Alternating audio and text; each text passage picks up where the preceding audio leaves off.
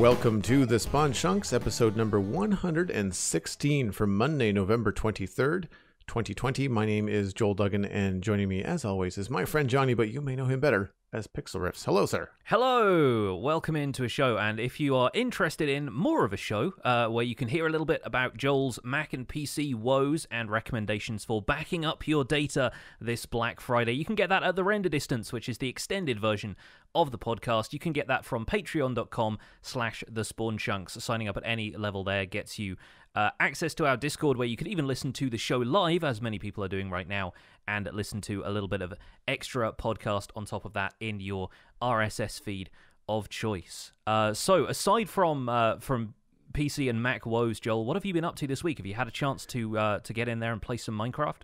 I have had more than a chance, as a matter of fact. It's one of the nice things about what I do these days is that when one system and method of workflow is down, I can just ramp up the other one. And so it's been good because I've been really excited about actually what I've been doing in Minecraft. I've moved into this medieval realm that I've talked about on the podcast a few times.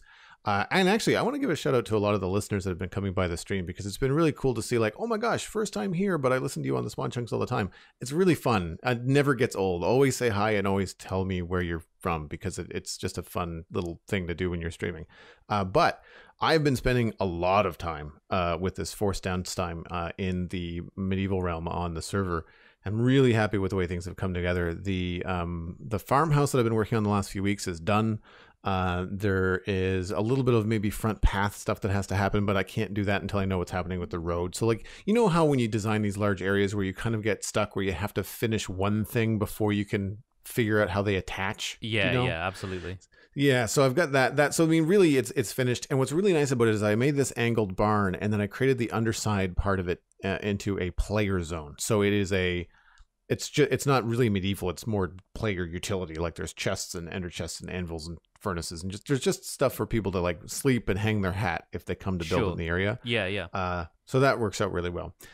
Then across the road, I started a water wheel mill, a wheat mill this week, and I've got a couple of pictures of it here in the Discord, and I'm really happy with the way that this turned out. I learned something by texturing the roof of the farm, and I used birch and oak and kind of like speckled the roof of this new building so that it looked like it was a little bit more worn. And it looks so much better than just one color. And then I did a thatched roof on another angled barn. I guess I wasn't done with my punishment. I decided to do another angled barn.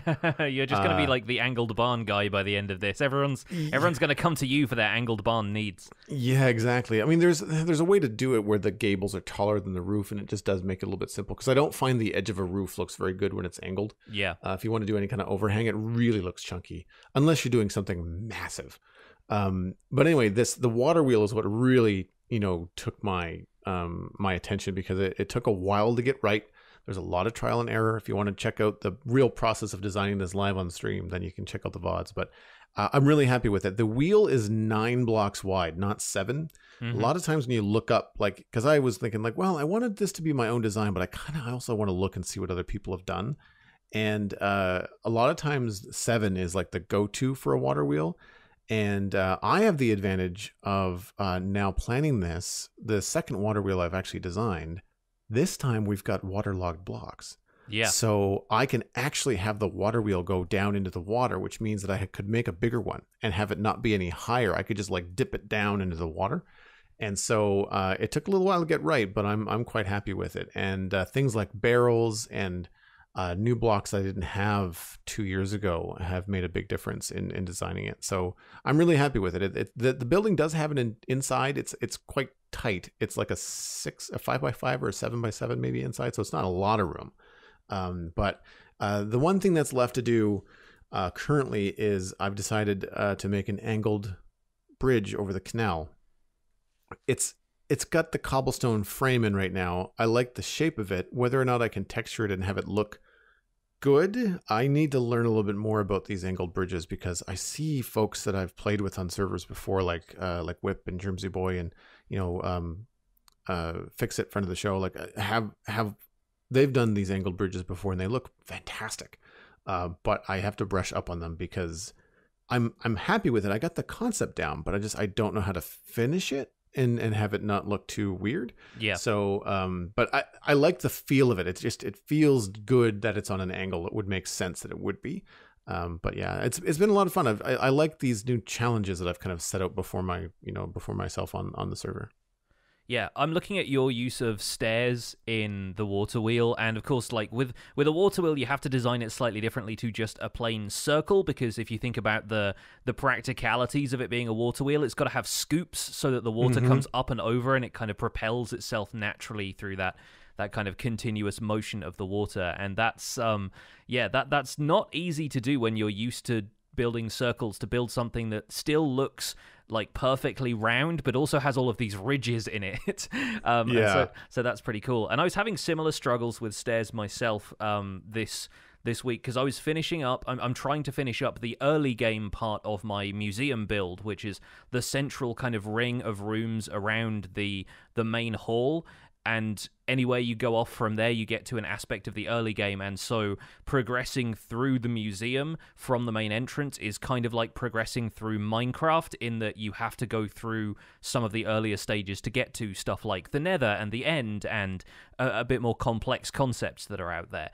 And so I've been working on a room which explains to the player visually, instead of having, books everywhere and signs that you just have to stand there and read, to explain a little bit more about how to craft tools and what they do. So I've got more of like a warehouse style layout to this place, and there are effectively little crafting stations around the room, almost like if you go to a museum and they have a more kind of like kids play area kind of thing, where kids can just like sit around on the floor and draw stuff and scribble and play with things. I've got this set up so there are little podiums with crafting tables and chests that have the ingredients kind of laid out for you, and a crafting recipe in the middle so you can kind of see what you're supposed to be building, and a giant sign above it with like a 4x4 or kind of 4x5 almost like pixel art representation of the tool you're building at that particular workstation. And then I settled on a really good design for the pickaxe nice and early, which was just like a diagonal sort of stripe of planks, just spruce planks, and then I used, I think, iron blocks initially just to make a right angle that sort of looked like a pickaxe when you put it together. It was just the stick of the pickaxe, whatever you call it, the handle. I guess, couldn't think of the word there for a second. And then just the curved part of the pickaxe.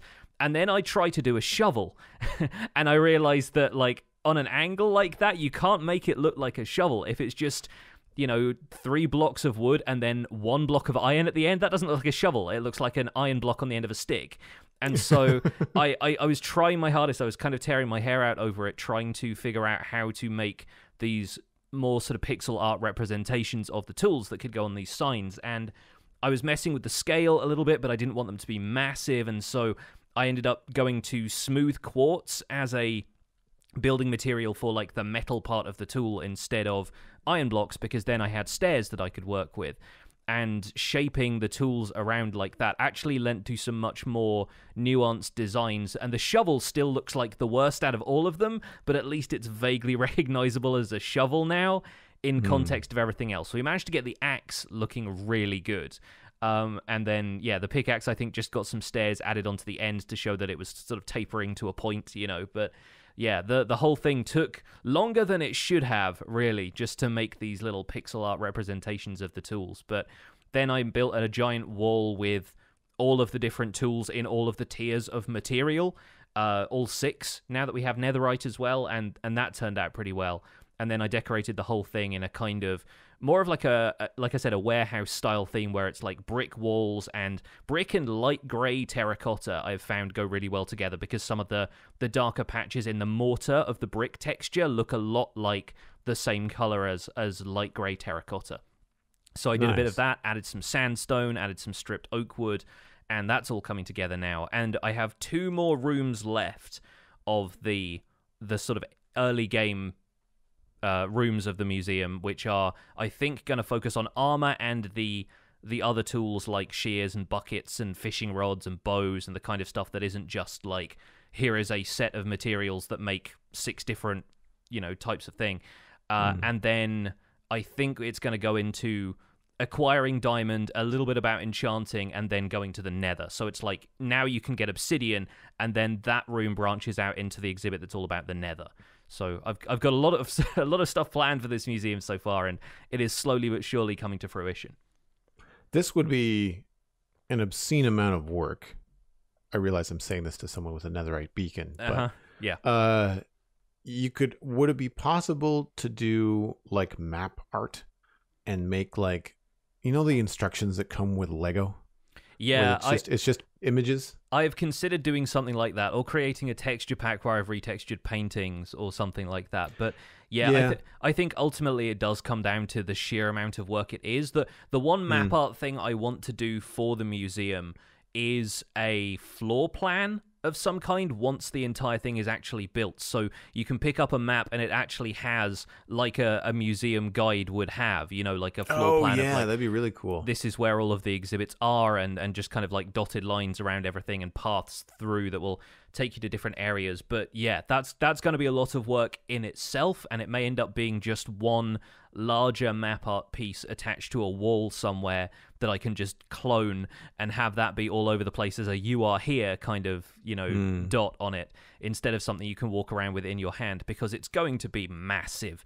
And my goal at this point is just to get the museum done before 1.17. I'm not really thinking about a whole lot else right now, so you'll probably hear more and more updates about this over the next few weeks of the podcast if hopefully the pace continues as it is right now. It's a really cool project, and it's a really fitting and complementary project to the survival guide. Like to have this be like the big kind of like, this is probably the last thing you're doing in 1.16 before 1.17 comes out. Yeah. It's a nice crown on the achievement of the survival guide series 1, if that's what we're calling it. Yeah, exactly. And considering I'm planning on making a season 2 basically as soon as 1.17 comes out, it would be really nice to kind of cut the ribbon on the museum project, do a tour, and then stroll off into the sunset and start season 2. I don't know if the timing is going to line up at all, because I might be underestimating how long is left or overestimating my own ability, but I'm going to try my hardest, and it's going to be,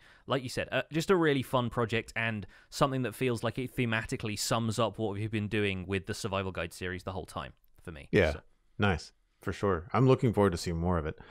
We have a fair bit of news, but also a fair bit of email to get through this week. Do you want to jump on the news? Yes, absolutely. So there isn't a snapshot this week is the main thing, although we do have a little bit of stuff to cover later on about some stuff the developers have been tweeting about, features they've been working on, so really exciting to see where some of that stuff is headed. But in the meantime, there has been some news, and a lot of it kind of concerns console players right now. So we're going to start off with servers and realms coming to PlayStation at long last. So up until this point, servers and realms for Bedrock Edition were not accessible for PS4 players and presumably PS5 players, because you can play the PS4 version of Minecraft via backwards compatibility if you're lucky enough to have got yourself a PS5 at this point.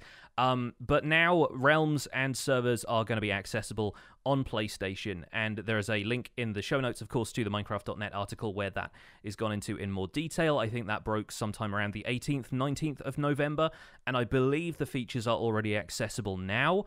In order to access any online multiplayer features, you do need a PlayStation Plus subscription, which is fairly standard across the whole platform, but I think that is still also compatible with any other servers and realms that are already out there on Bedrock Edition. So if your friend has an Xbox One or Xbox Series X or S realm, you can now join that from your PS4 or PS5. That should be possible now. So that's very good news for PlayStation players. I know they've been asking for that for a while. The next thing comes up that I think is kind of tied into this, and I'll get into that in a second, is an article about moderating Minecraft and how the Minecraft team creates a safe place for the community. I'm not going to read the full article here, of course, but it explains that Mojang has employed community moderators for a while, but that they now have the ability to, quote, ban players who do not follow our community guidelines when sending online messages using our services, realms, or featured servers, and communicating online through signposts and books. Currently, moderators can hand out permanent bans that extend to all versions of Minecraft except for Minecraft Dungeons in order to target severe offenses meant to cause harm to others. We are also working on introducing temporary bans for lesser offenses. There is also a link in this article to an FAQ page about why an account may be banned and a little bit more of the procedure that goes on there. It's worth noting that bans, when they occur for this kind of severity, are not negotiable. They are permanent, and you can't appeal to support in order to get your account unbanned or anything. So it's for the most serious cases, from what I understand, but it's interesting to read that through and understand Mojang and Minecraft Team's approach to moderation. Moving on to the last bit that I wanted to cover in the news, we have cross-platform play coming to Minecraft Dungeons at long last. Windows, Nintendo Switch, Xbox, and PlayStation players can now all play together. Once again, an FAQ linked in the Minecraft.net article explains how to enable that if you're not sure, if it's your first time with a cross-platform experience. Basically, it means if you've got a PlayStation or a Nintendo Switch, you need to make sure your account is linked to a Microsoft account, which is how Microsoft networks a lot of other stuff for Xbox and Windows. In related cross-platform news, the article says, cloud saves are also coming soon to Minecraft Dungeons. That means you'll be able to play on one platform, use the new cloud save feature, then pick up the game and your progress on another platform. While we don't have a launch date set for this feature, our team is hard at work and very excited to bring it to life in an upcoming free update. There is also a YouTube trailer out there that's also linked in the article.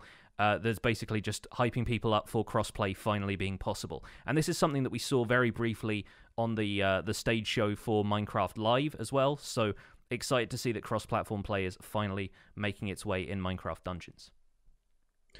Did I miss the date? I thought the crossplay was already live. Yeah, I think it is. I'm pretty sure it is. it's the cloud saves that's... Yeah, cloud saves is a different thing. So if you're playing on Windows like we are right now, and we got say you're planning on still getting an Xbox Series X at some point, you could then save to the cloud. It'd be saved with your Microsoft account. You'd be able to pick up where you left off on your Xbox. Currently not possible, but will be possible in future.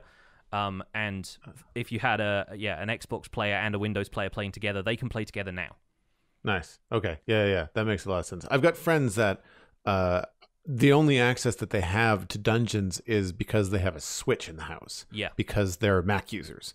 And so they have access to Minecraft via Java, but they don't have access to Dungeons. Yeah. Or they did because it's on Switch, but then it's like, well, you're playing by yourself or maybe another Switch friend. But if most of your Minecraft friends are actually through Minecraft, then they're playing Dungeons either on Xbox or PC most of the time. And so to be able to play and bring some of my Switch friends on board to play Dungeons is awesome. And I am definitely excited about the ability to play Dungeons on my couch, but then have that progress not be lost or something I have to redo on the PC.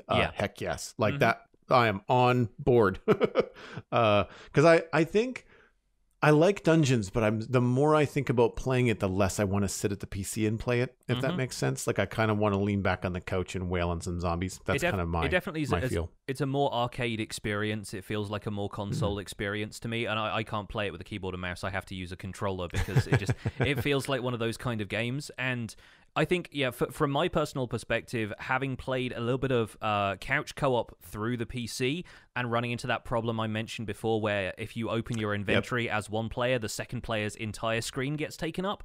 I also have a Nintendo Switch and a PS4 in the house, and it'd be great to have a copy of Minecraft Dungeons on that, so we could couch co-op, but linked online so that we didn't encounter that problem. And so that's now possible without having a whole second PC running Minecraft Dungeons. I think it's just going to open up a lot of different ways people can interact with each other in the game, and it's going to mean that, families or people who are separated right now but still want to play together can enjoy Minecraft Dungeons to the fullest. I also want to tip my hat to the trailer for Crossplay. Did you watch this at all? I didn't actually. No, I just kind of read the article.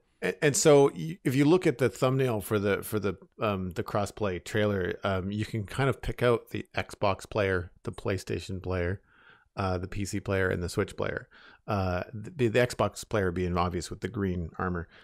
But it's like they all start with a Minecraft Dungeons trailer version of the person in real life, whether they were in a PC gaming studio with like neon lights and the keyboard and all that kind of stuff, and then somebody else was on their couch, and then somebody else was playing a handheld.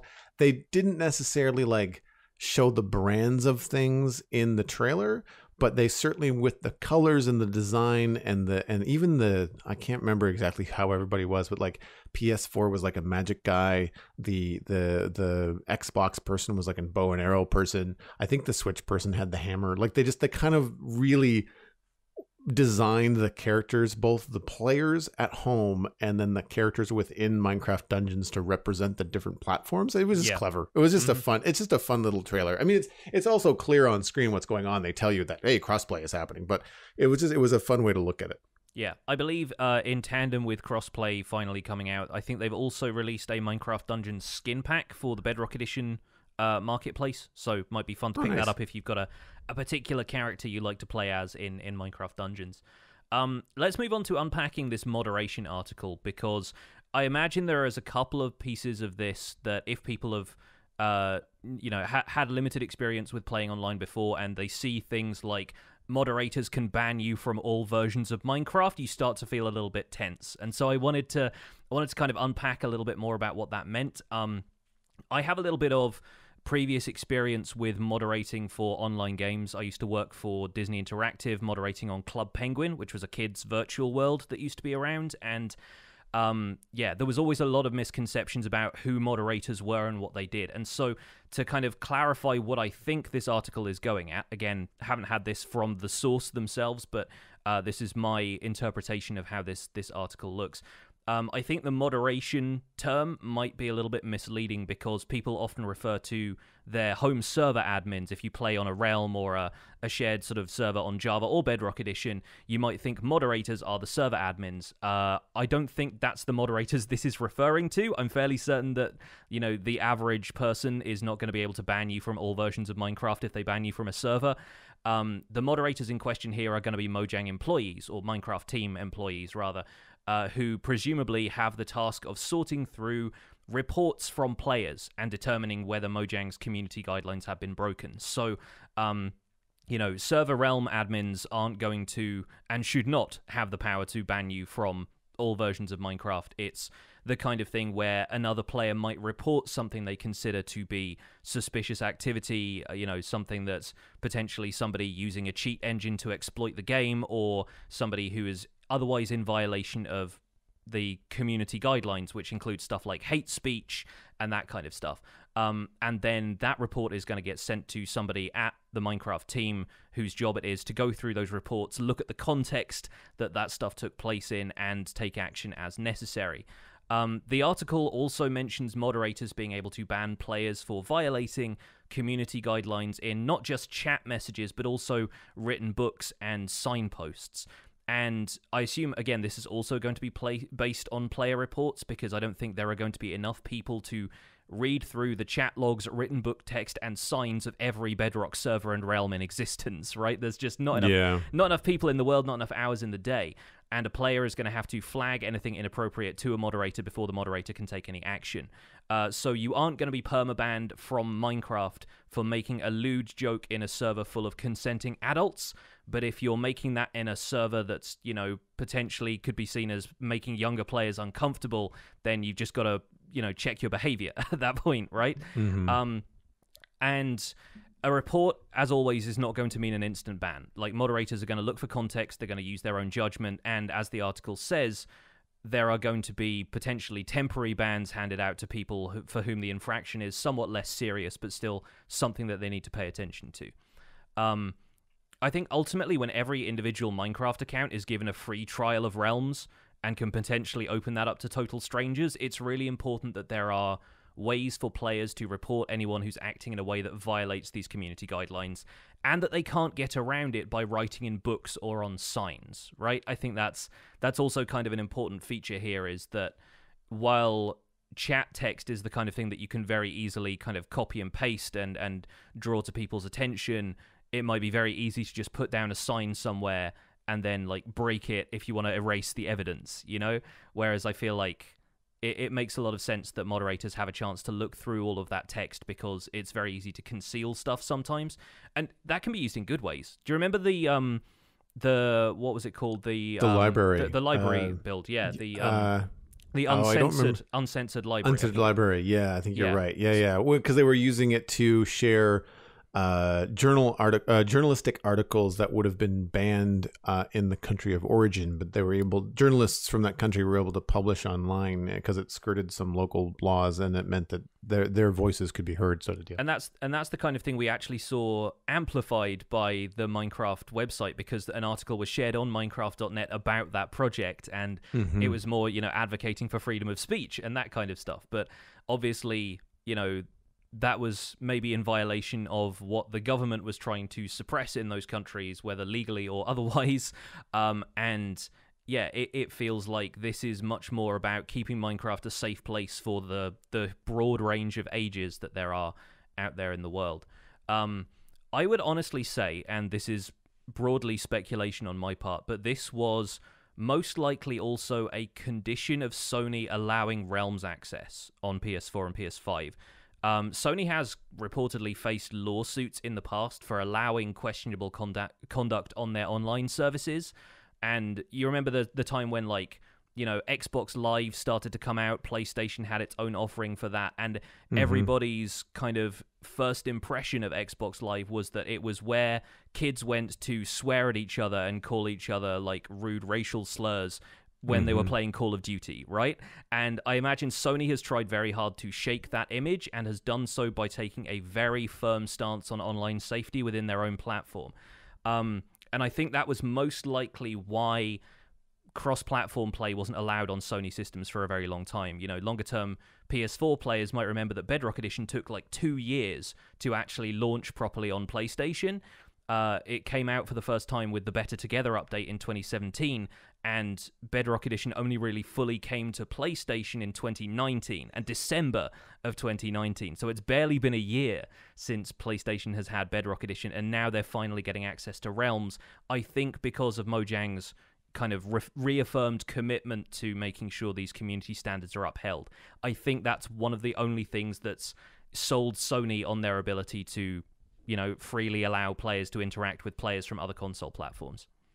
I think it makes a lot of sense, because the online problem, or the stereotypical online adversary that you have to deal with, that's name calling and being that kind of vulgar, unfortunate human, has been memeified. It is, and I would say most of the time it's related to, I know what happens on both platforms, but I think PlayStation.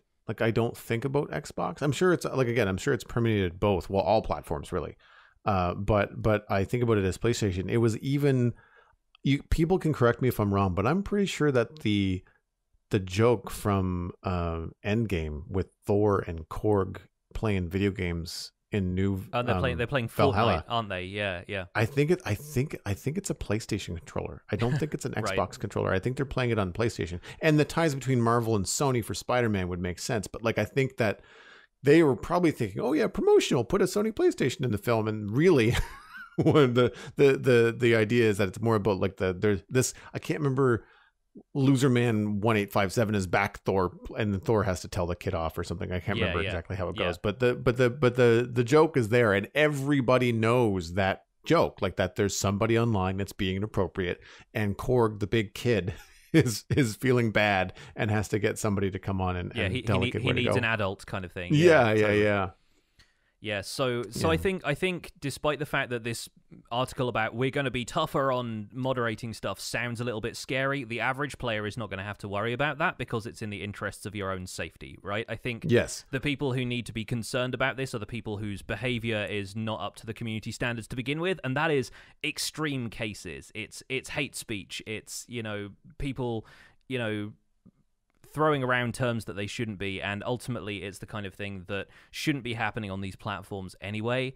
So I think the fact that Mojang is at least more transparent about the methods they are now using to kind of moderate this whole community is probably in the long run a very, very good thing. Well, more tools for moderators to use in online, guidance compliance or guideline compliance is a good thing. I mean, safety for a game that in general has a very young audience is a good thing.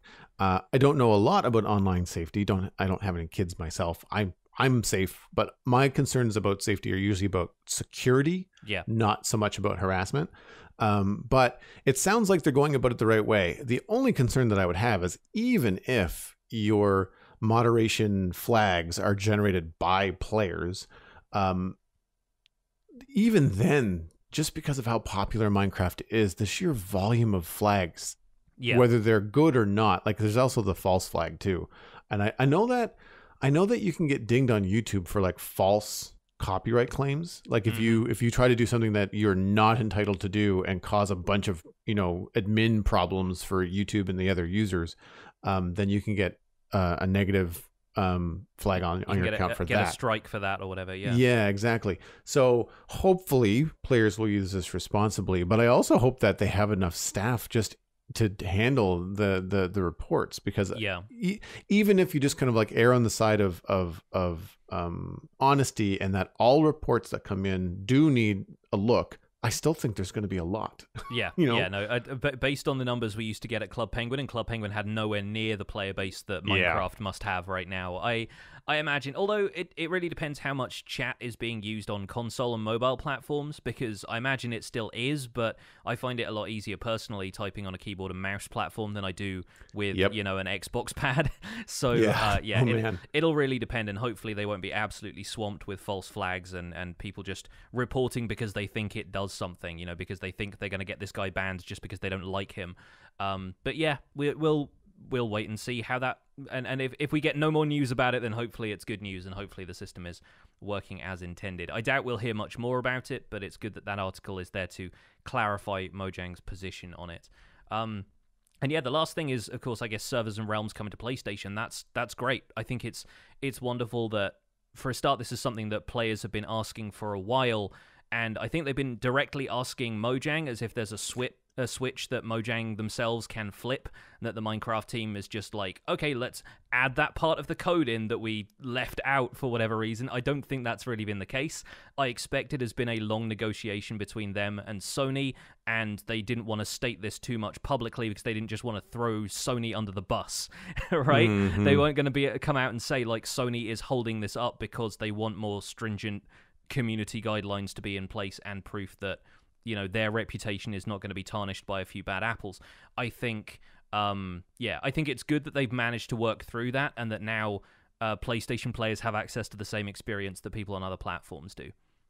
Yeah, and it makes sense because, Sony players that are Minecraft, players that are young-ish, Sony wants them to grow up to continue to be PlayStation players. But if you have a really bad experience as a young player on Minecraft playing PlayStation, you're just like, well, you're going to associate that with the PlayStation, not necessarily Minecraft, or both, And so it's in both parties' best interests that everything kind of like that the game does become accessible and realms become accessible as more and more things are online play, and that all the safety measures are in place. Definitely. Let's move on to chunk mail. We've got a bit of a chunk mail dispenser to work through before we get back to what the devs have been tweeting this week. So I'm going to read this first one and second one, actually. We got two emails from Fildrigar, who's a landscape artist member of our Discord. Seen them knocking around the Discord every now and again. The subjects here being Minecraft VR and Rabbit Hide. Greetings, Joel and Jonny. A few weeks ago, you asked people with experience playing Minecraft VR to write in. 4 or 5 years ago, I bought a Gear VR, the kind you snap your Samsung phone into, specifically to play Minecraft on. I only ended up playing with it for about a week, a couple of hours a day at the time. I maybe put a total of 10 hours into it. I loved the experience overall, but was ultimately let down by the controls. I was using a Bluetooth controller similar to a console-style controller, and I'm much more of a keyboard and mouse person. I do keep eyeing the Oculus Rift S, as maybe the custom controllers they use will work out better for me than a console-style controller. I have high hopes for the future of Minecraft in VR, and I can't wait to give it another shot. Also, I have a really easy and quick fix for the rarity of Rabbit Hide with regards to bundles. Step 1, change the name of Rabbit Hide to something more generic, like leather scraps. Step 2, allow leather to break down into 4 leather scraps. Nice and simple. I'd love for more things to be able to be crafted from one thing, more things able to be crafted to one thing to be broken back down into their component parts. This would also be a great time to let rotten flesh be smelted into leather scraps. Keep on spawning. Fildregar. Well, thank you, Fildregar, for 2 excellent emails there. Which one do you want to tackle first, Joel? I can actually jump into the VR one because I think it was great to hear another player come back with thoughts and experiences in VR where Definitely. you and I really haven't had the experience to do so. I am definitely looking forward to giving Minecraft in VR a try. Although this had me thinking about like, what would I prefer? Would I want to try like a VR headset with the little, I can't remember what they're called, the special Joy-Con kind of controllers that they use. Joy-Cons are the ones for Nintendo Switch, right? Yeah. I'm not certain what they call them for specific platforms. Yeah. There's proprietary terms for each one. Yeah, they all call them the same thing, or they all call them something different. You're right. Yeah. But then I also thought, like, well, I would also be very comfortable because of, I mean, I can sort of feel my way around a keyboard, especially when I'm playing video games without looking. A mouse and a keyboard with a VR helmet on would be cool. Like, I would definitely be more at home playing Minecraft with a mouse and keyboard with all the hours that I have in, and then just use my head to look around. Yeah. You know, that would be cool as well. I don't need to be standing or whatever to do that kind of stuff. But what I will give a bit of a tip to Fildregar, I was seriously looking at getting a VR headset instead of an Xbox Series X, or I was on the fence about which one I wanted, because I can do art and stuff with the VR. So it was a little bit more of a mix of a pleasure and professional piece of kit. However, when I reached out to a number of friends that are professional podcasters in the gaming space, they said that I should be looking at an Oculus Quest, not a Oculus Rift S. And the reason they gave, and since then the Quest 2 has come out, the reason they gave for the Quest 1 was because with the Link Beta cable, you could plug it into your PC and get access to all of the Rift S content. And to the point where they even said that some people that have bought Rift S recently have been pissed off because they felt that they bought the Rift for all this high-end content and paid the price of having to be tethered, but they could not with the Rift S unplug. Whereas the Quest 2, which has been out for a couple months now, you have the wire-free, totally on board VR experience. But if you want to do something, like for me, what the interest would be the Quill art program, and for other people it might be Minecraft.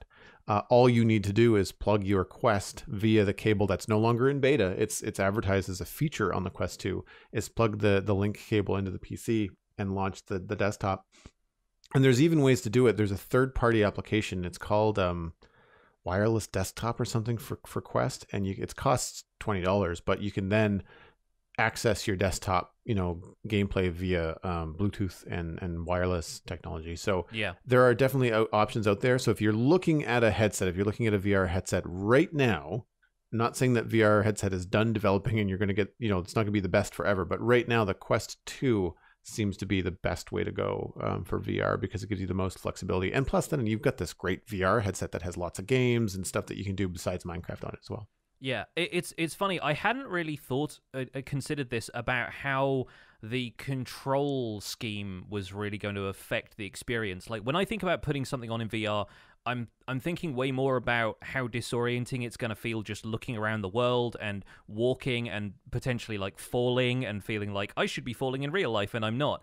But then, yeah, the control scheme for it has got to be kind of strange, especially when a lot of VR experiences, the stuff that people say feels really good to do in VR, is really built for VR from the ground up. And this is porting Minecraft into VR and trying to retroactively make it work on a whole new device. I think the control scheme would really be the kind of immersion breaking thing for me.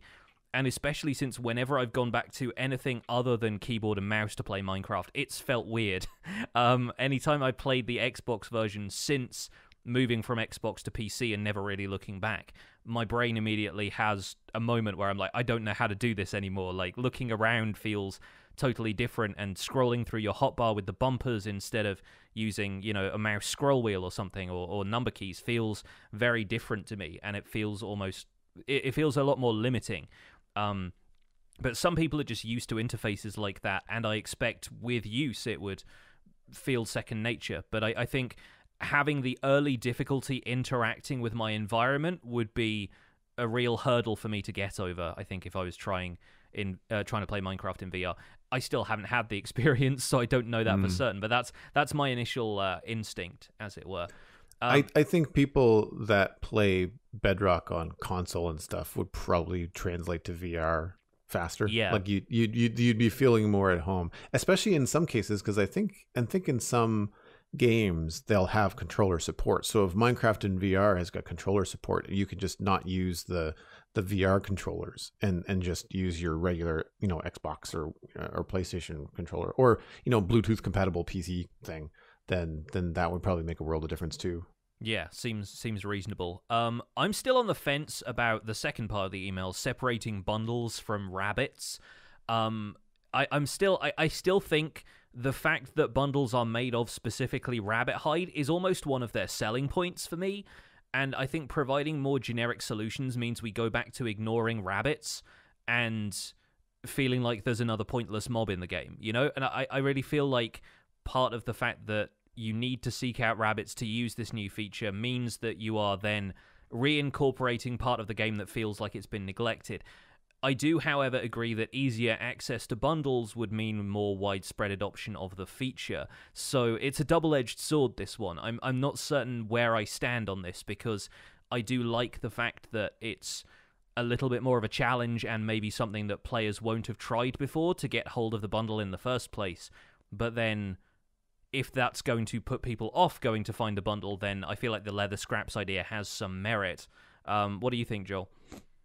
So I don't have enough experience playing with bundles in survival to really, so I'm just kind of like coming at this from the outside. I like the idea in theory. I just wonder if, because leather is just so accessible otherwise, especially if you're turning zombie hide or rotten flesh into, I always call it zombie hide.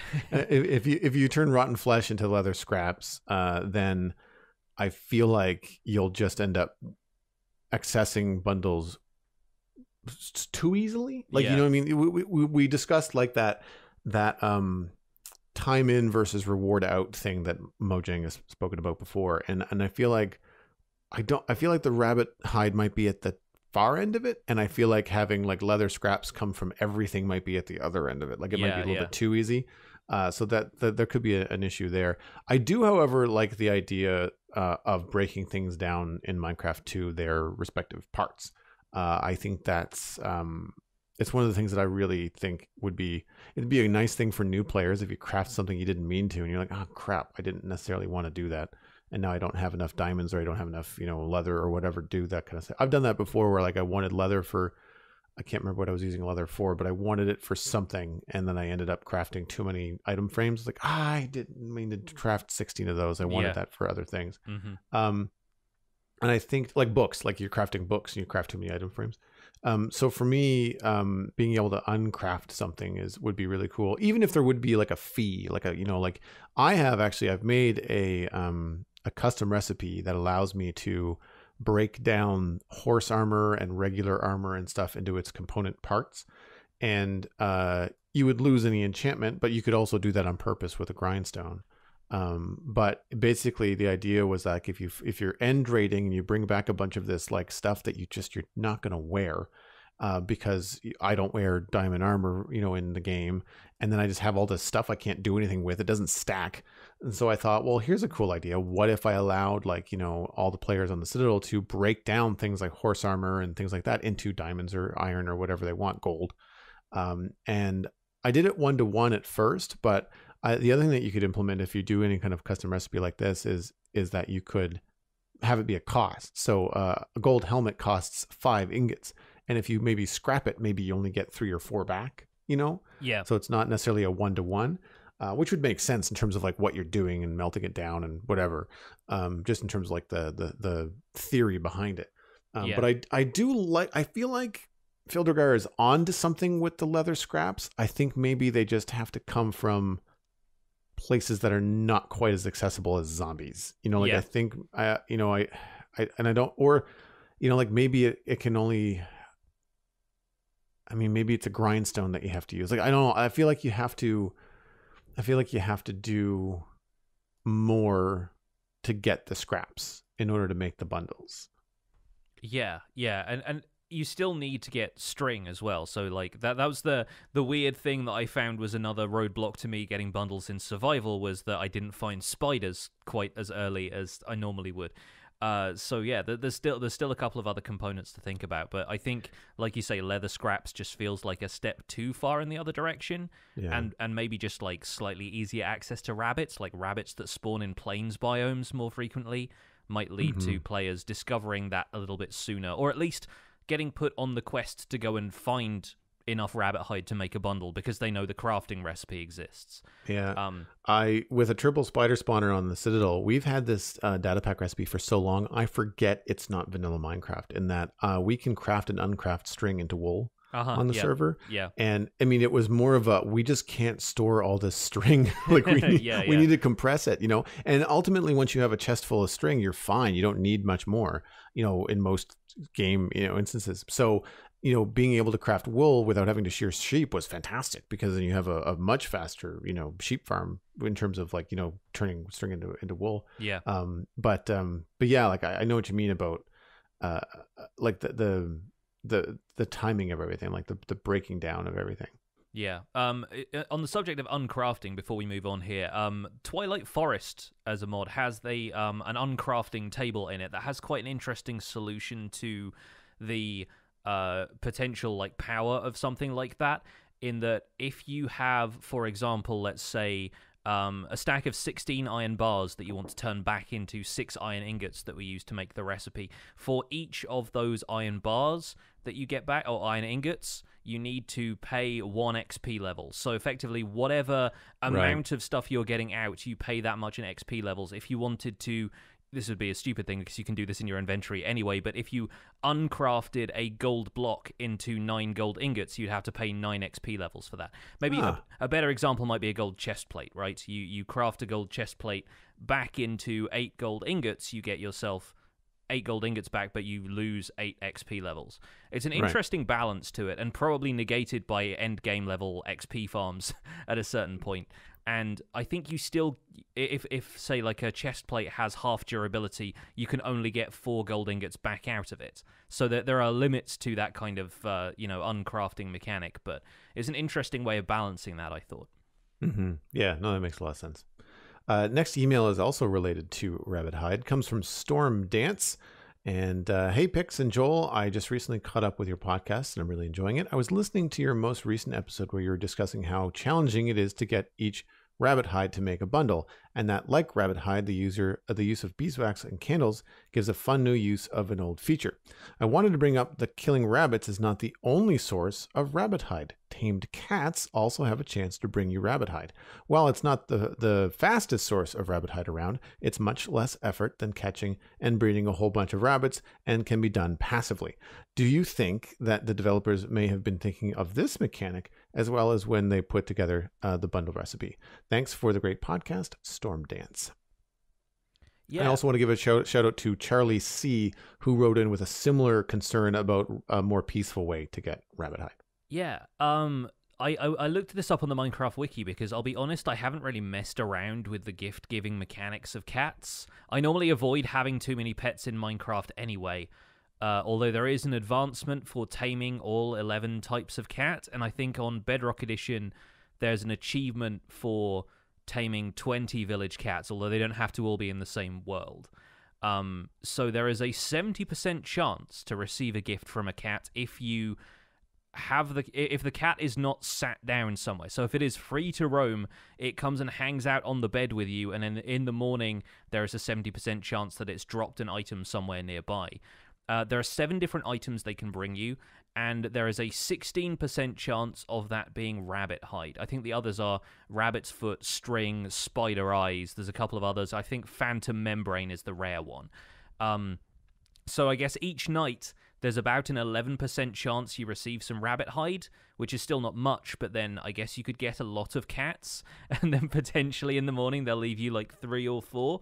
So that is certainly an option, and it would be an option if you encountered a village but you couldn't find a snow plains or a desert or any of the easier places to farm rabbits en masse. So again, with there not just being one way to acquire a lot of these basic resources, if we're thinking of them that way, I think it probably makes sense, and the developers have thought of, yeah, there are different ways you can get rabbit hide other than just running around slaughtering rabbits with a sword, right?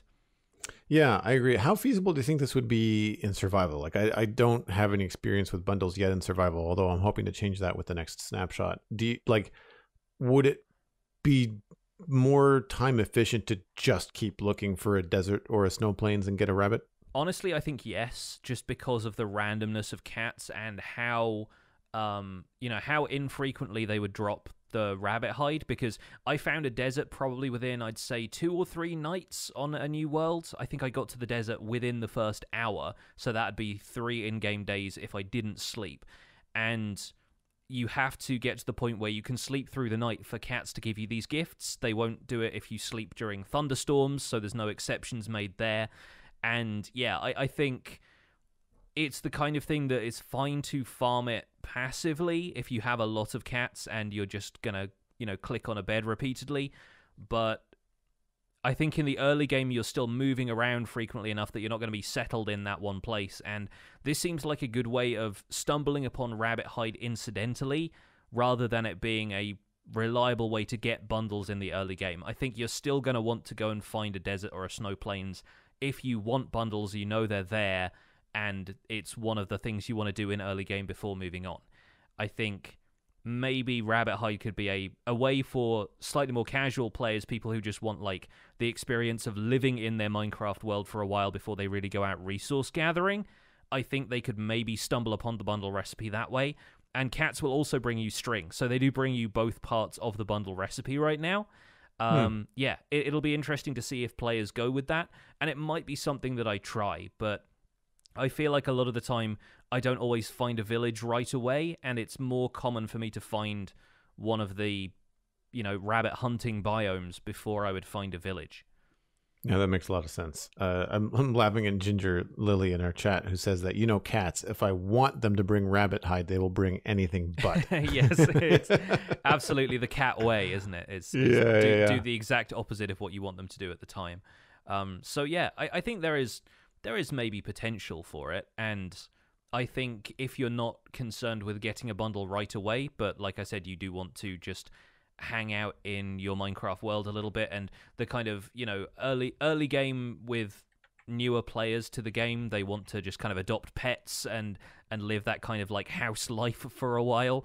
I expect they'll probably stumble into bundles that way, and if they didn't know they existed beforehand, they've probably just been throwing all their stuff in a chest. Now it might be a fun way to start interacting with those kind of mechanics. I will say that when I was working on my museum and I just kind of done a little bit of detailing, and I was working with all of these quartz stairs and slabs and stuff, trying to get these pixel art representations of tools right, I did find myself with a bunch of like 3s and 4s of items in my inventory, just cluttering up the entire thing. And I opened my inventory and went, you know what, bundle. Could really go with a bundle right now. And so yeah, I think now that I know they exist, I'm really starting to appreciate their utility and almost miss them from current vanilla gameplay. Interesting. Let's move on to the next email, though. This one, again, concerns some 1.17 mechanics. This one comes from Archimedes himself, which is, a blast from the past, I suppose. The subject here being brushing copper, presumably for use in some kind of, water-gathering contraption. Here we go. Jonny and Joel, it would be great if the archaeology brush could remove oxidation. A downside would be that it unwaxes waxed copper. Additionally, maybe having a water bottle would accelerate the oxidation. It would be amazing to have a way to fast forward and rewind the copper rust. Oh, and by the way, setting random tick speed to 1,000 still has no impact on copper. So even in creative with commands, the oxidation is still absurdly slow. Archimedes himself. That's the sign off we're getting. I like that. As an online moniker, as a username, then that is quite grandiose. Very, very good. One of the first things I tried doing with copper was, I think I mentioned this on the show even, was fast forwarding the time of day using commands. So I would, do time add 24,000, which is like the amount of game ticks that are in a full Minecraft day.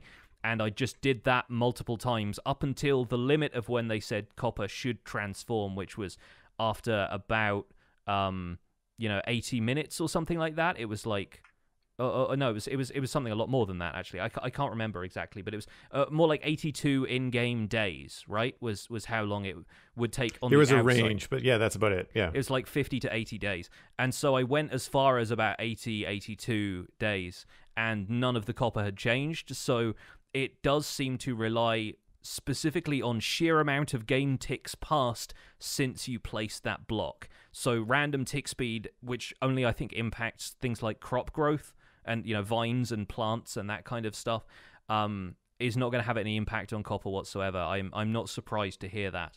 It does just seem to be like a timer starts when you place that block, and once the timer reaches however many game ticks of real time, that is when the copper is going to age a stage. It does seem really slow right now, but I feel like that's also what they're going for in a way.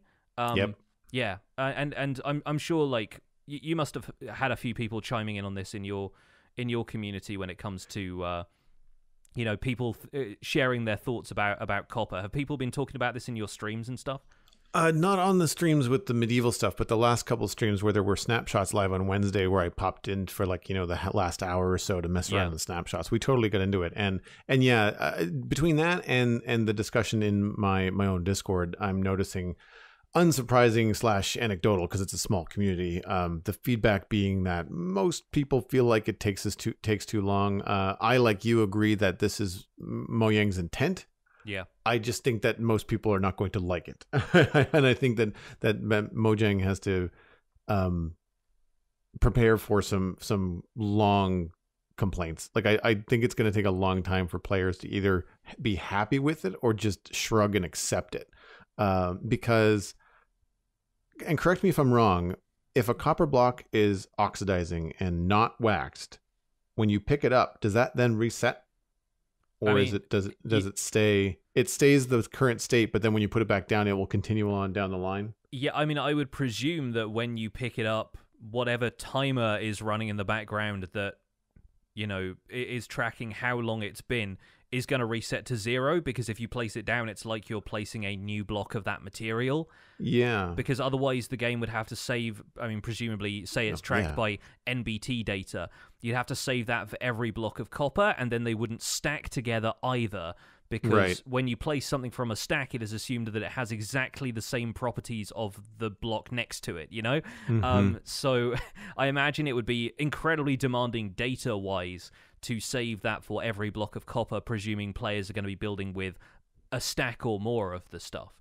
But also, I think from a logistical standpoint, it'd be a nightmare. So I do think once you've got semi-weathered copper, let's say, for example, if you pick that up, you're going to have to reset the timer to 0 when you put it back down, and it's going to take another 80 in-game days to turn into fully weathered copper, right? Right. Yeah. So I guess the thing that people are looking for is like, how do I get the copper oxidation that I want and have it be quick and easy in survival, and have it not be something that I have to deal with like great length of time. And I hear that, like I understand that complaint, because like I definitely want to play around with copper, but how much of a time sink in survival to get the right level of copper oxidation that I want will determine how often I use it. Yeah. Like, am I creating a small copper farm where I lay it all out and I just set a timer while I'm streaming for a couple hours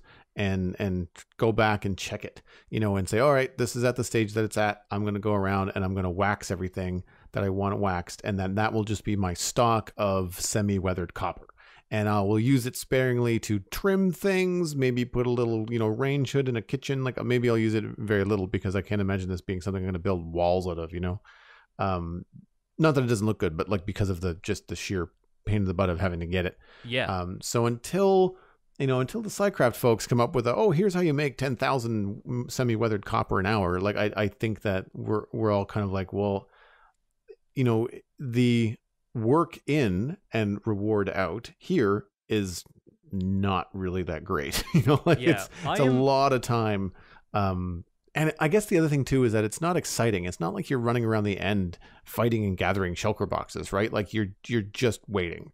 You know, I am kind of like, you mentioned SciCraft, and as somebody who has kind of grown a little bit weary of everybody insisting that I do things the optimal and efficient way in my YouTube series and on my streams.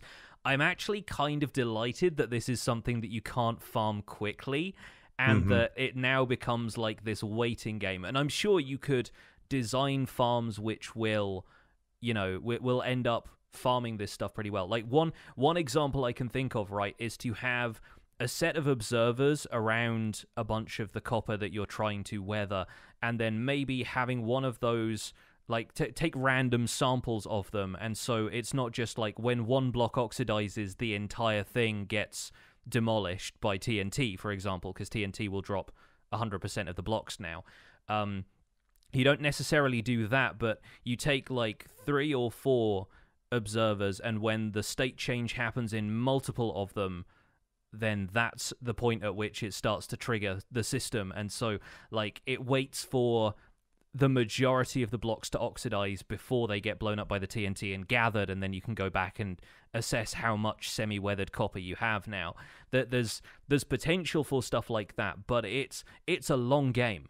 And I think it's kind of delightful that there is now a material that can't be mass farmed within seconds, in the same way that you could do, zero-tick farms before and that kind of stuff. It's now a little bit more of a design challenge that they haven't had to consider before, to factor in that length of time before the block is going to look how you want.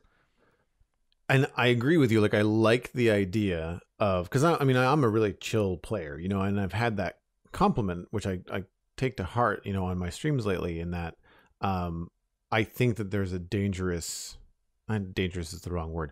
I think that there's a unfortunate trend in Minecraft content to be pump out content and builds and do everything as fast and as efficiently as you can. And that mindset is something that I compare to when I'm watching like a paint time lapse, like when I'm learning how to do some Photoshop stuff, and I'm watching somebody. And even though the artist will say, this is a 6-hour painting, I have sped this video up 3 times, I do not paint this fast, my brain, watching them work and listening to them do the voiceover, when I go to then practice something, I get frustrated that it's not coming together as fast as I think it should, because my brain just remembers that thing went by so quickly. And I think with the amount of YouTube content that I consume around Minecraft, and a lot of these builds that are going up in 20-minute episodes when they're not, just as well as anybody else, that there's a huge amount of work behind the scenes that goes into anything. This water wheel thing that I worked on, I've done it 3 streams. It's like 12 hours for this one building. Yeah. And so stuff like that. I don't mind taking my time in Minecraft. And I think that I applaud the idea of, like, Mojang saying, all right, slow down. Life is to be savored, shout out to my WoW fans out there. But I think that the majority of Minecraft players, the culture that I observe online, will unanimously shout back, no. Yeah. I think they're going uphill. I admire their gusto, but I don't know what the balance is. I'm on their side. I like the idea of it. I just don't know how they're going to execute it. But that's why these snapshots are happening so far out. That's why they're inviting, player feedback on how to do this. I can't think of anything right now, because I think the easy solution is speed it up. Well, that's not what they want to do. Like, you want to have some other way of getting this kind of stuff. And I kind of wonder, like, what if there's like a new rare structure, like we have jungle temples and desert temples and witch huts and that kind of stuff. What if there was a copper structure that would have blocks in it that are a predetermined age and they wouldn't change, like they're already waxed blocks? And if you could find said structure, then you can get some, but it's rare, so you're not going to be able to farm it. Like, it's like finding a dungeon, like it's that kind of a thing. Because I always get excited when I find dungeons in early game because of the mossy cobble. Yeah.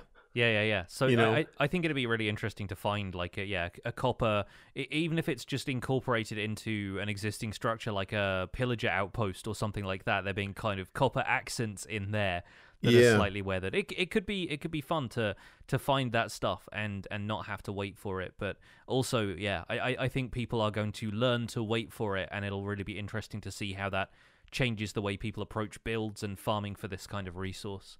Let's move on to talking about the tweets that we've seen this week, though, in lieu of snapshot discussion, because it's, we've had no snapshot, but there are a few things that developers have been teasing that they're working on right now, mostly stuff we saw at Minecraft Live, but it's nice to know that some of these features are being tested for potentially a snapshot release relatively soon. So you picked this out in particular, so do you want to go down the line and talk about what we've seen? Sure. I'm going to give a shout out, of course, to Exumavoid, friend of the show, because I used his video to catch up on all the things. And in the link to the YouTube video, which we'll have in the show notes, there's also links to all the tweets. I've picked out about a half dozen or so that I think are important, but most of it is just like texture, snapshots on Twitter, like just screenshots. And then, sorry, snapshot was the wrong word. Screenshots, and then Heinrich Kinberg also shared some videos of stalactites in motion, and King B Dogs, Brandon Pierce shared some video and some screenshots of new skulk textures and I guess not performances, but like what's the word I'm looking at? Like visual interface. So to go back and start with the tough texture, which I think is getting the most attention. Yeah.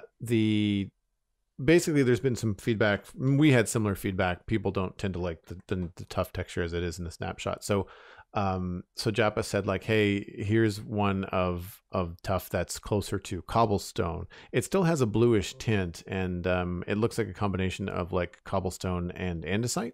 Yeah. And I feel like if you put the three of them together, it would actually look pretty good. There's even a shot where up against cobblestone, there's lighter portions of the tuff that actually overlap and make it look like it has a nice jagged integration. Like when people do overlapping textures in Optifine, it almost looks like that natively in Minecraft, which I think is great. It's different. It's not the same as cobblestone. It has more of a scaly look to it almost. But it does work well with it. It appears to. I do find it hard to make any kind of judgments on textures other than like, well, it looks cool. You know, in screenshots, I tend to need to want to grab it and play with it and put it next to a bunch of things before I can really get a feel for it. But it looks good to me. I'm not sure what you thought about it. Yeah, I think the tough texture debate, I'll call it, presents that problem with adding new stone blocks to Minecraft, in that it's like, right now, the one that we have is unique but blends poorly into the color palette that we're used to and the kind of stuff that players will immediately want to use it for, which is texturing stone builds. And then the new texture, or rather the texture that Jappa showcased in these tweets and screenshots, that, you know, is potentially too like the others but blends really well, right? So like there are some people saying that they'd probably just ignore it because cobblestone was easier to find, and that you're not really going to plan for that to appear in builds because, you know, you'd have to find a geode to get hold of a decent amount of this stuff to begin with. And then I can see the appeal, though, because I do think the original tough block didn't really blend well with nearly anything that I tried to pair it with. I think just about mossy cobblestone, but that was as close as I could get to something that worked well from a distance, and close up it was very easy to see the join. I think the difference being that a lot of players are working with these textures close up, and so the joins between blocks when they are different blocks are going to be really obvious.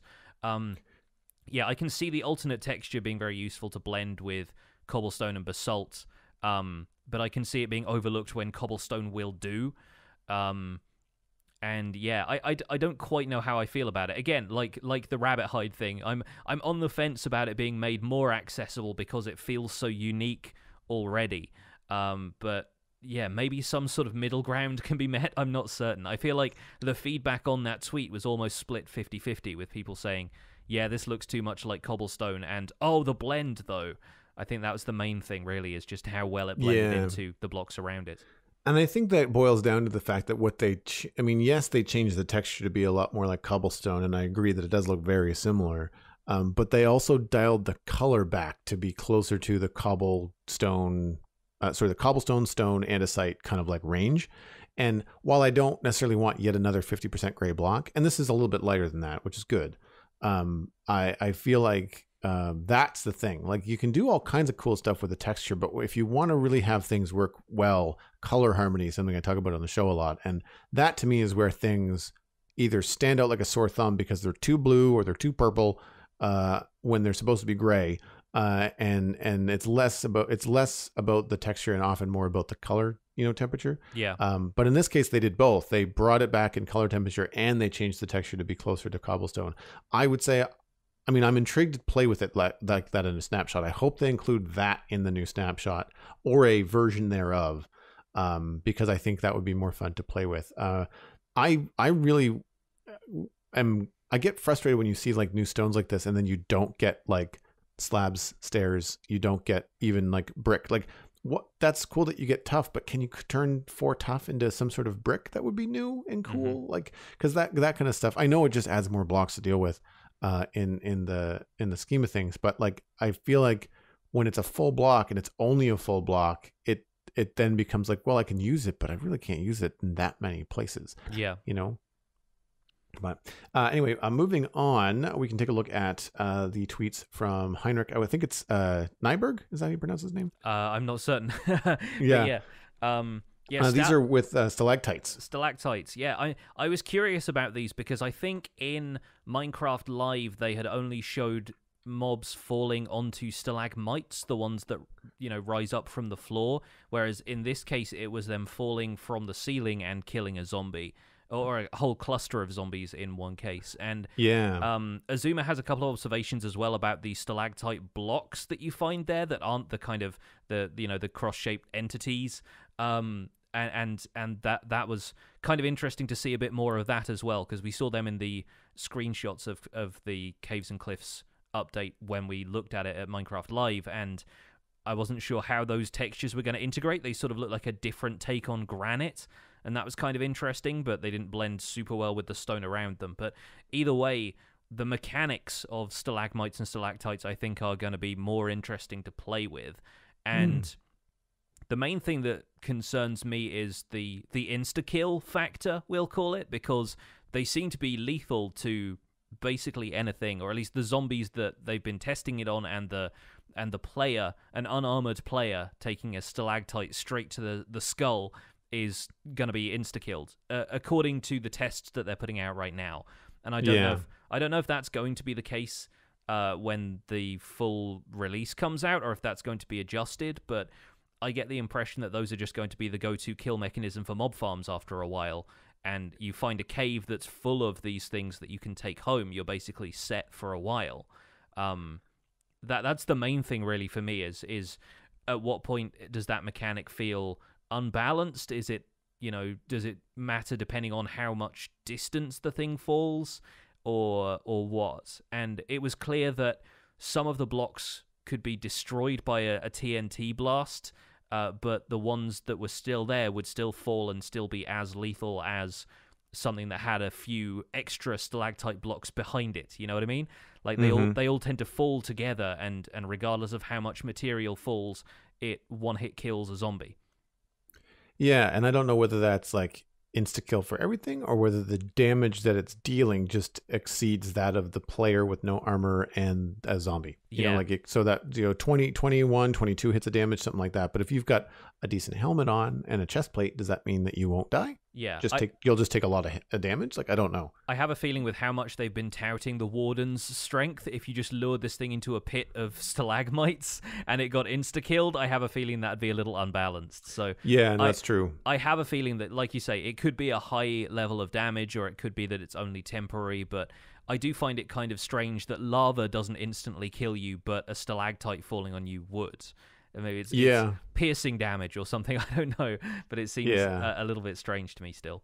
Yeah, I was looking forward to maybe seeing a different kind of model for them, but it's the same sort of like cross polygon thing that we've seen featured in the past. I don't see myself using a lot of the stalagmite stuff in the game. Like it'll be fun for decorating, but I don't know if I'm going to bother with it from a mechanic standpoint. because I think that they would have to adjust it somehow. Because I mean, maybe it's great that you can drop a zombie onto a stalagmite and it insta dies, but if you, I mean, or if it's a skeleton, but if you can't collect the bones somehow, like if you can't, like what happens if you've got a 2-block high stalagmite and can they be waterlogged? Can you have a little river that's going to wash away the items? Like there's a bunch of stuff that I don't know about whether or not you can actually collect stuff, the drops from mobs when you kill them. Yeah, things like that. I think right now it's the kind of thing that is just going to be all player speculation until we get access to these in snapshots, and then from that point on, it's going to be, right, what can we do with these? How useful are they? How, what are the limitations to it? How does it end up being incorporated into survival gameplay? I'm assuming they're not going to fall on their own, because if you wanted to decorate the roof of your cool cave with these and it becomes a death trap, that would not be a good feeling. Yes, and they have said that they're going to be able to drip water and fill up cauldrons as well, so I presume that if that mechanic's going to stay in place, then they will probably have it be a permanent fixture instead of something that's going to weather over time. Now, this wasn't part of these little videos. This is pure speculation and finger crossing on my part. But we've talked a lot about sound design in the Nether and on the show in the last few months, and just the idea of the sound of like little cave drips happening as you're walking through one of these environments. Like, how cool would that be? Absolutely.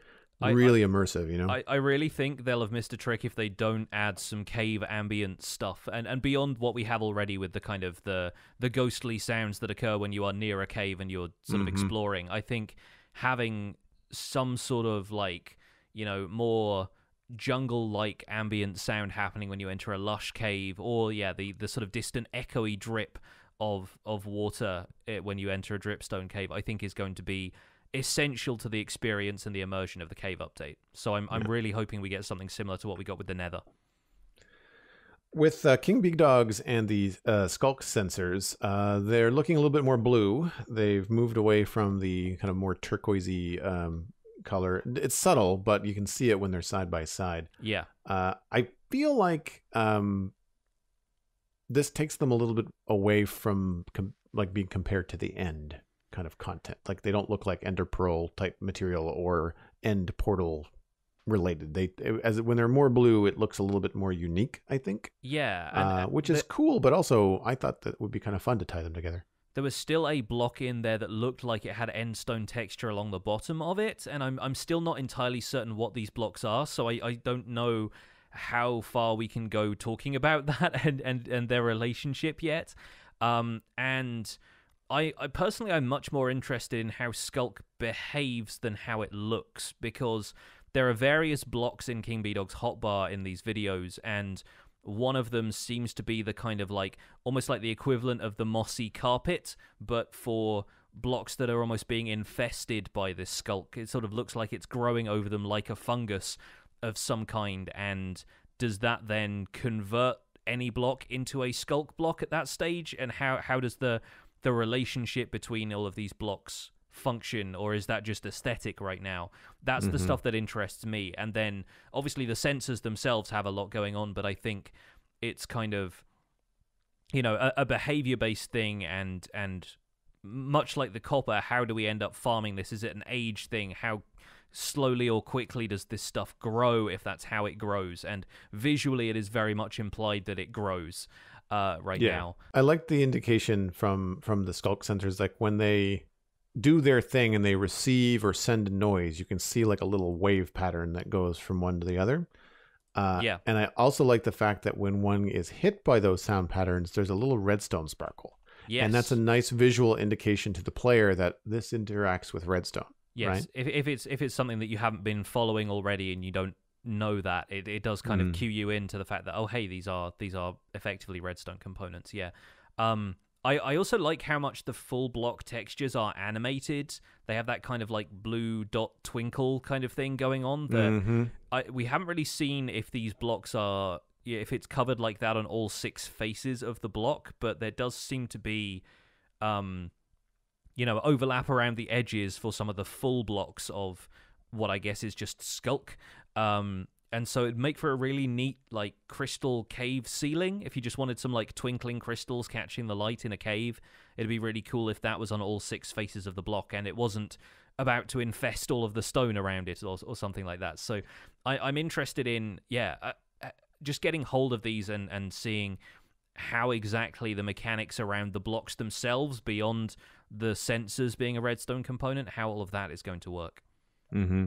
And speaking of it growing and spreading, I know Exumavoid mentioned this in his video, and I agree in that the texture of, I guess, the skulk sort of spreading, it looks like the same kind of icon you'd have in your hotbar that would be like a vine, you know? Yeah. And we know that we're getting moss in the new update. We haven't seen it in any snapshots yet, but we've seen it in screenshots and in Minecraft Live. It's pretty square, like even... Like it feels a lot more like a bush texture than it does even a vine texture, you know? And I feel like if they want it to look like it's spreading, they should maybe look at having a less hard edge to that one texture that seems to be overlapping the grass. It feels very, very stiff. It doesn't feel like what's possible with, we'll say, modern pixel art, you know?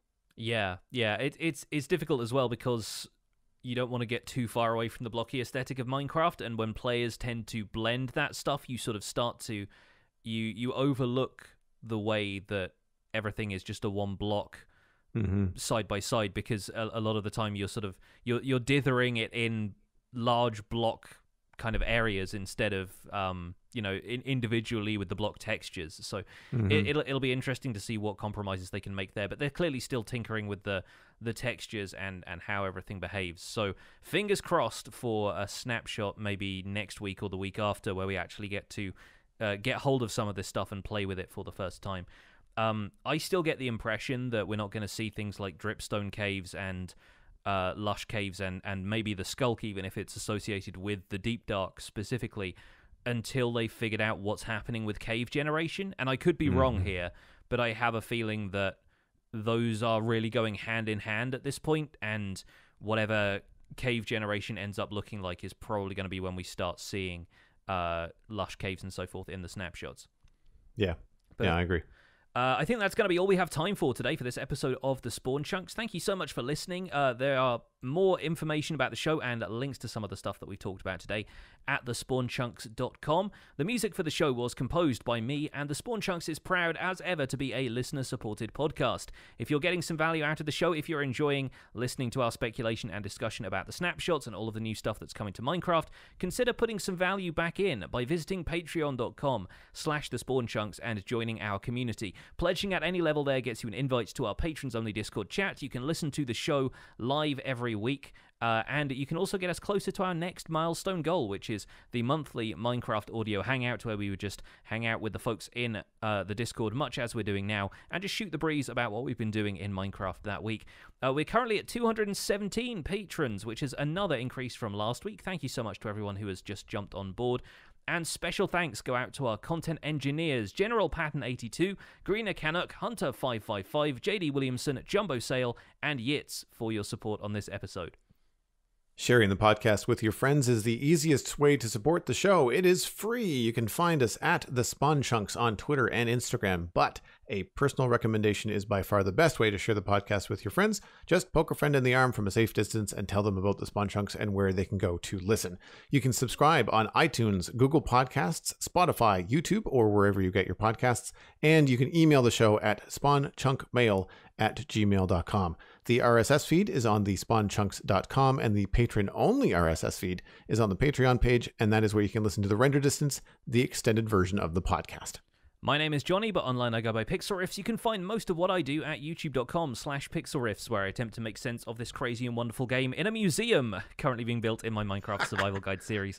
I stream 3 days a week on Twitch, also doing behind-the-scenes work for the museum, and I'm the voice of the unofficial Hermitcraft recap, which you can find through a quick YouTube search. Aside from that, I'm at PixelRiffs on both Twitter and Instagram. Joel, where can people find you online?